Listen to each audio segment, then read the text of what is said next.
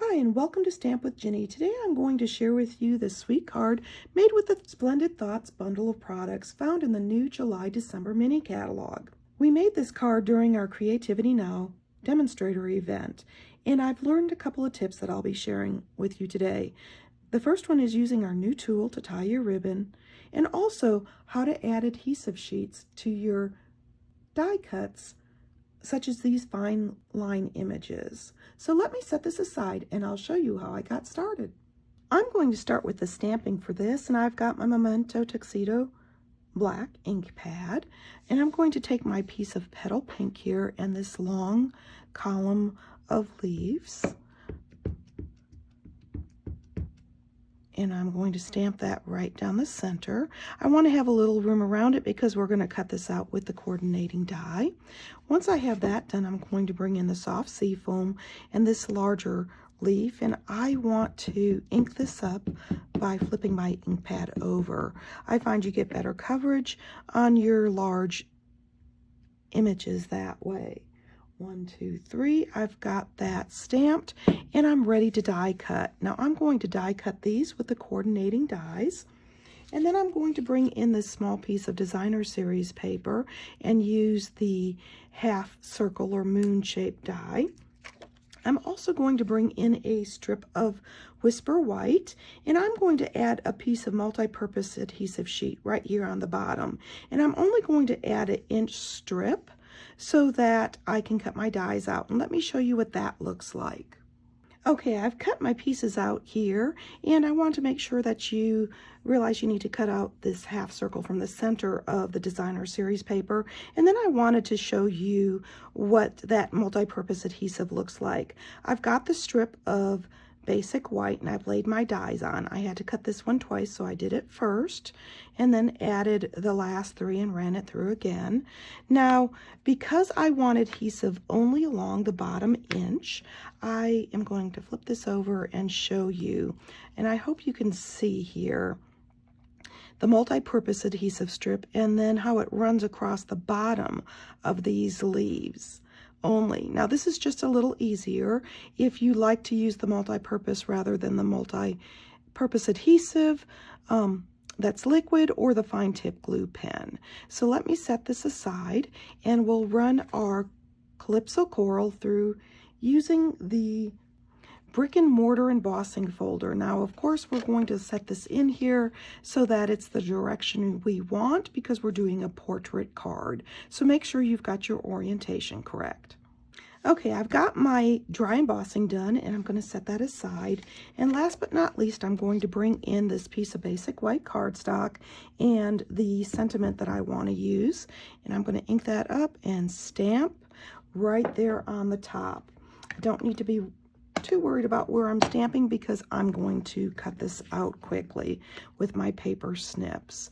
So I'm going to simply do a straight line here, and I like to turn the cardstock versus the scissors so I can get in there nicely, and I'm simply going to go around that loop,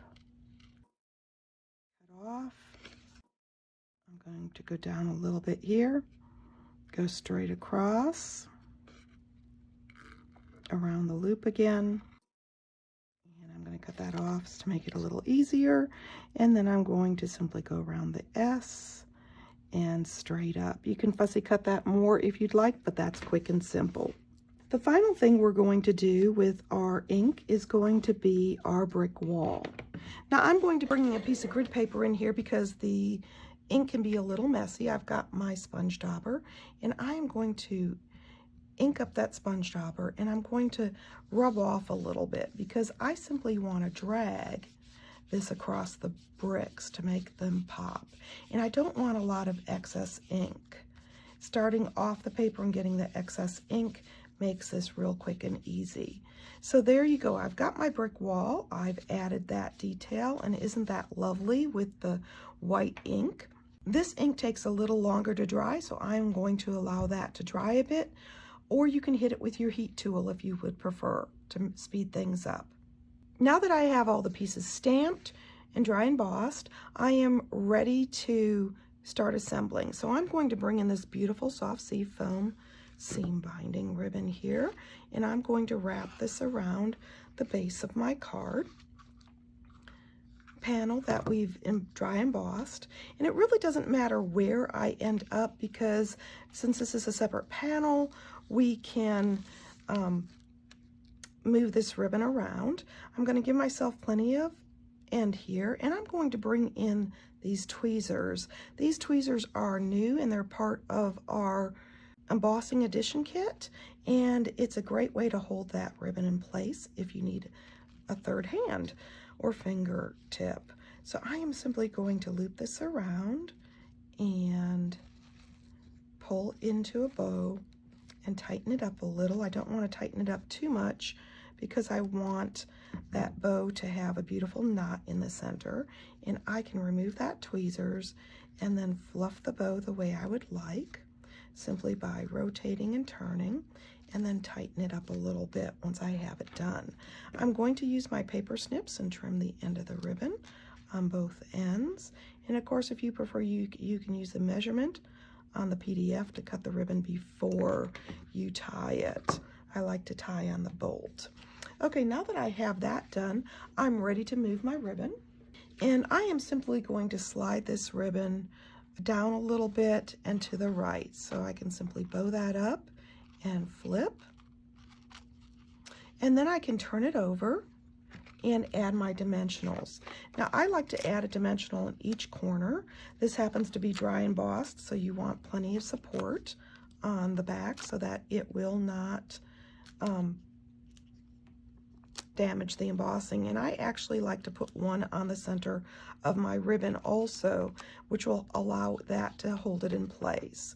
Remove the backings.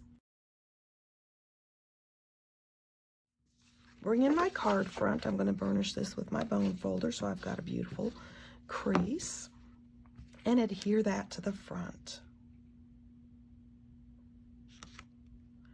There we go. Now that I've got the front panel on, I'm ready to start building the greenery on the front of my panel. And this is where that multi-purpose adhesive sheet comes in handy. So I'm going to pull out this beautiful large piece here, and I left it in my panel simply so that it would be easier to find that adhesive sheet.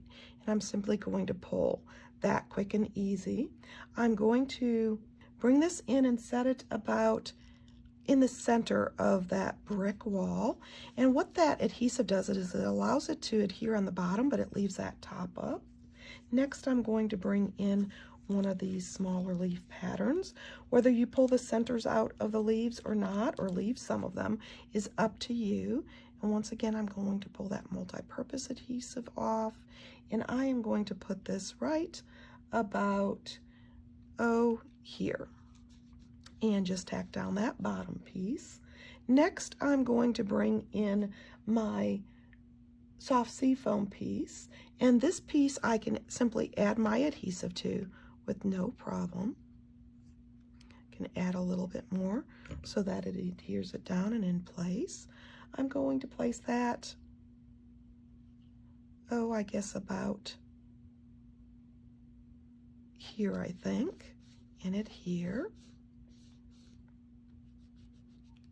There we go. And then I'm going to bring in the second line image here that matched the last one that I did. Pull off that adhesive sheet, and you can see how quick and easy that adhesive sheet makes this. And I am going to, I think, place that about, I think in here, and adhere down. And last but not least is this pretty piece here with the fuller leaves. I'm going to remove that adhesive sheet, and I'm going to place that one right about here facing the ribbon. And I can even lift that up a little bit. There we go. Now that I have those on, I'm ready to add my eucalyptus leaves here. I'm going to take my dimensional and pop these on the back strategically. This panel is large enough we can pop these right into those open areas.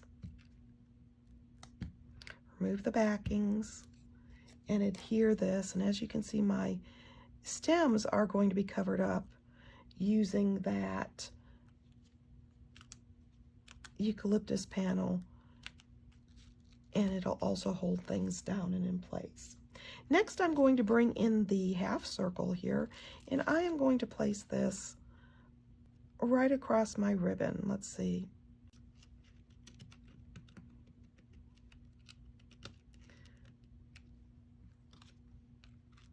There we go. I lowered the ribbon a little bit since I only used the one-dimensional, and I want to cover up this stem here, so I'm going to slide that over a little bit. I'm going to add 2 dimensionals onto the back.